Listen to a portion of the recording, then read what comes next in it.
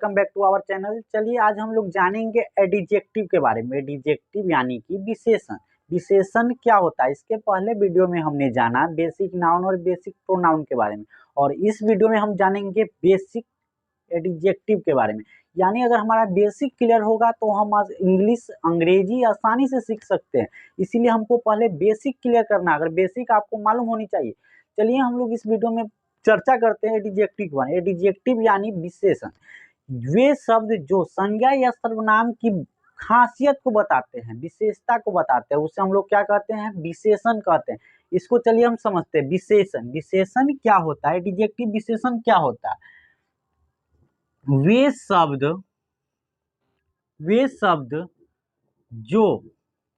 शब्द जो नाउन या प्रोनाउन की खासियत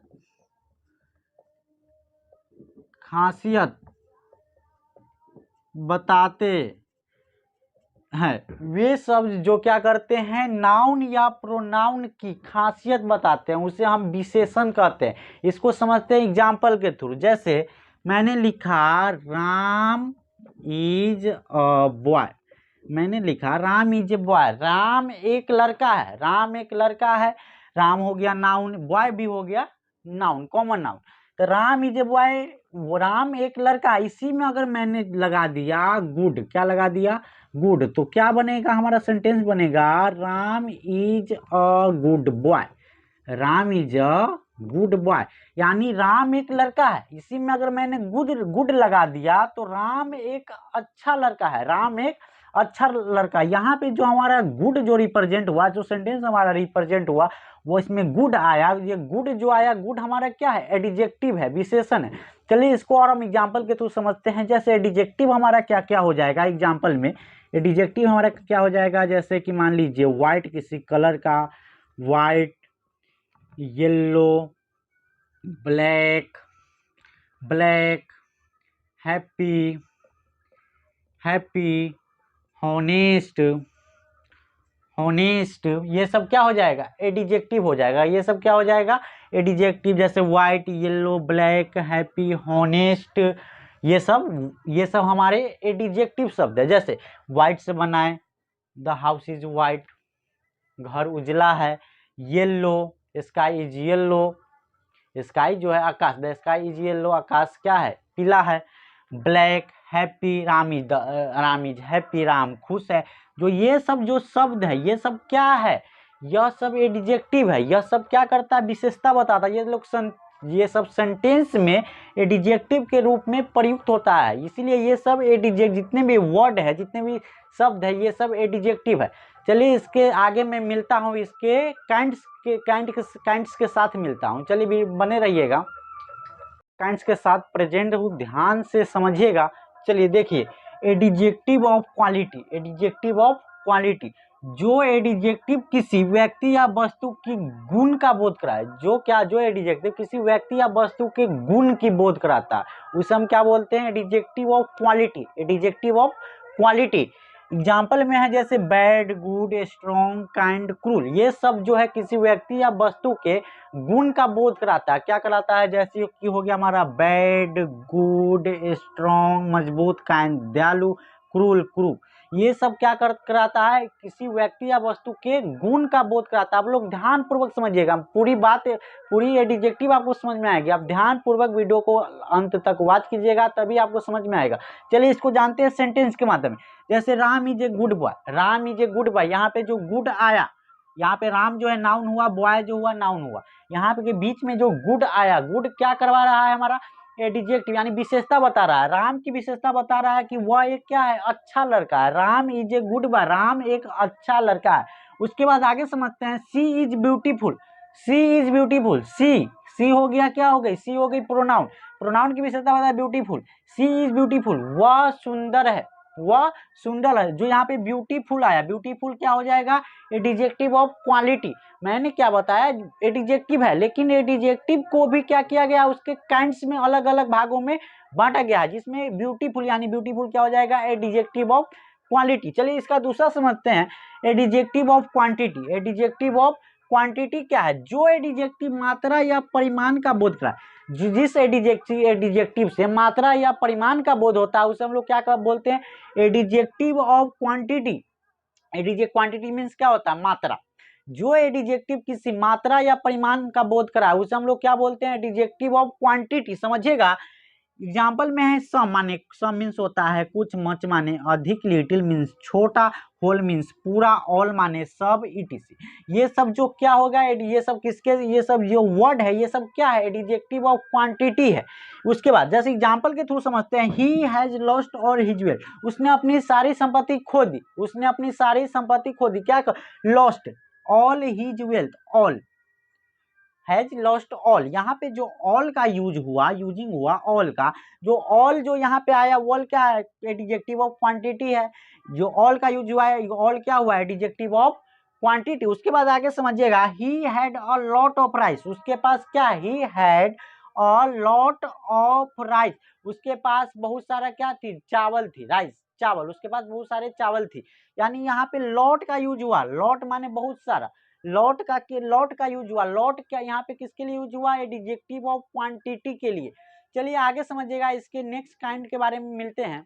एडिजेक्टिव के अगले काइंड्स के बारे में, यानी कि adjective of number. Adjective of number, number यानी नंबर से हमको ऐसे ही मालूम चल जाता है कि नंबर मीन्स संख्या। यानी जो एडिजेक्टिव किसी व्यक्ति या वस्तु की संख्या का बोध कराता है उसे हम क्या बोलते हैं? Adjective of number.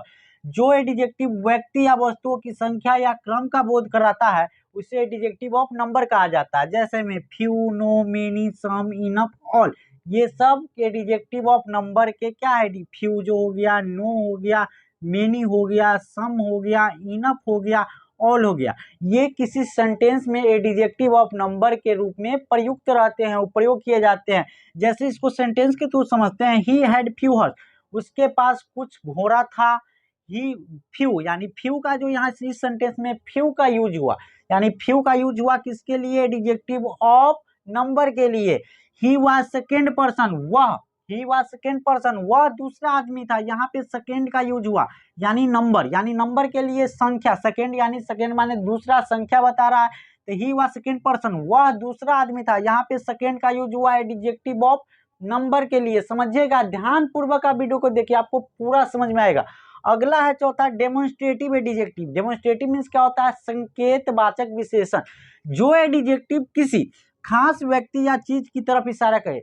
मैंने क्या बोला? डेमोन्स्ट्रेटिव एडिजेक्टिव यानी कि संकेतवाचक विशेषण। ऐसे ही आपको समझ जाना चाहिए। संकेतवाचक यानी किसी को संकेत करेगा, किसी की ओर इशारा करेगा।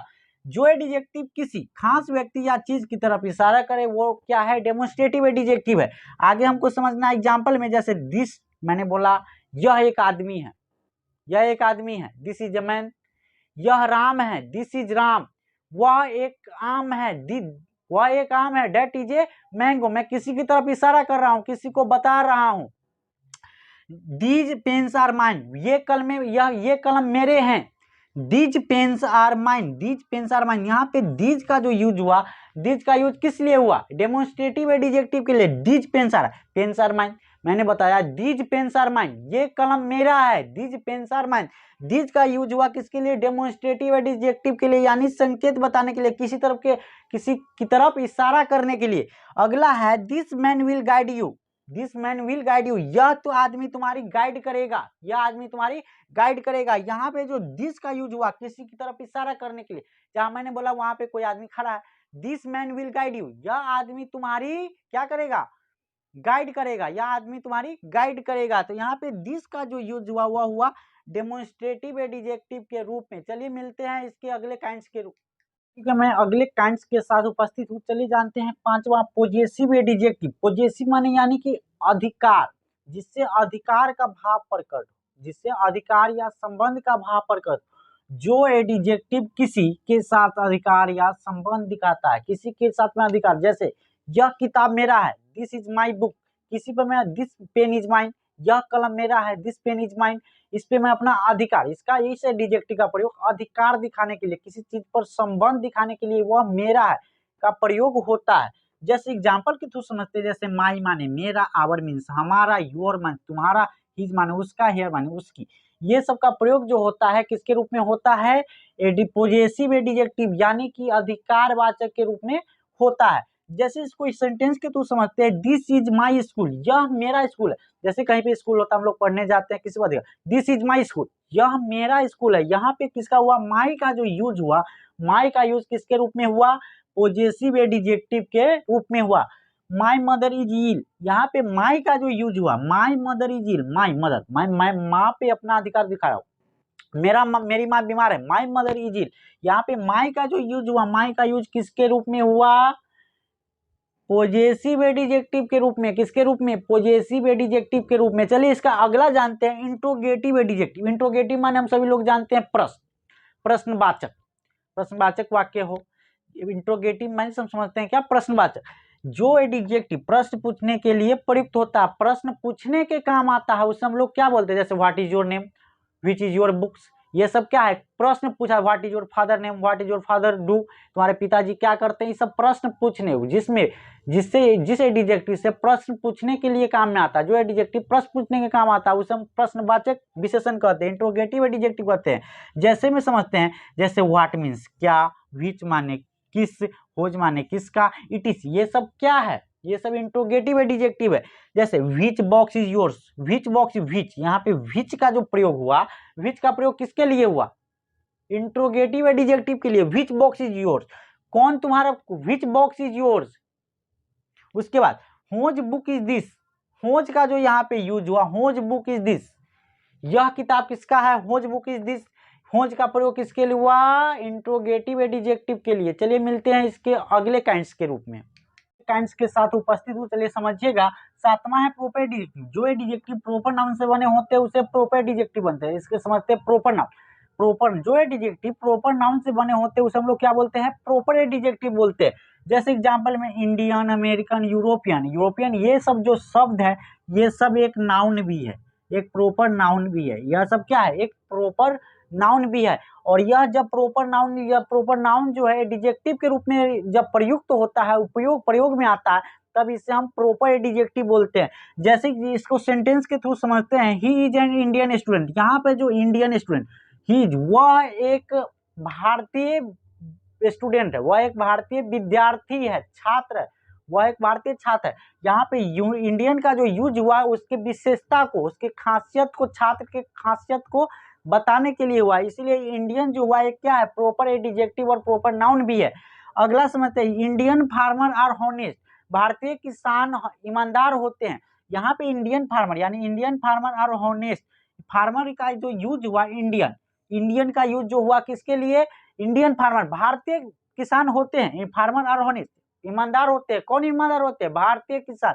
यहाँ पे इंडियन का यूज किसके लिए हुआ, प्रॉपर एडिजेक्टिव के लिए, यानी प्रॉपर नाउन, प्रॉपर नाउन से बने एडिजेक्टिव को, प्रॉपर नाउन से बने एडिजेक्टिव को प्रॉपर एडिजेक्टिव बोलते हैं।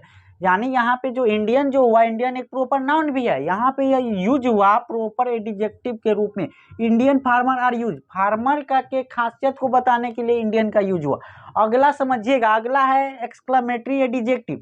जब वाट का प्रयोग एडिजेक्टिव की तरह होता है, जब वाट का प्रयोग क्या होता है, एडिजेक्टिव की तरह होता है, इसलिए उसे हम एक्सक्लेमेटरी एडिजेक्टिव बोलते हैं। एक्सक्लेमेटरी, जैसे अचानक से हमारे माइंड में कोई आइडिया आ जाए, हमको अचानक से चोट लग जाए, तो हम, हमारे मुंह से अचानक से जो आवाज निकलती है, अचानक से जो हमारे मुंह से जो थॉट निकलता है, जैसे व्हाट्स फॉली, क्या गिरा, व्हाट्स फॉली। यहाँ पे व्हाट का यूज जो हुआ किसके लिए हुआ, एक्सक्लेमेटरी एडिजेक्टिव के लिए। व्हाट्स फॉली, क्या गिरा, what's an idea, what's an idea, क्या आइडिया है, क्या विचार है, क्या उपाय है।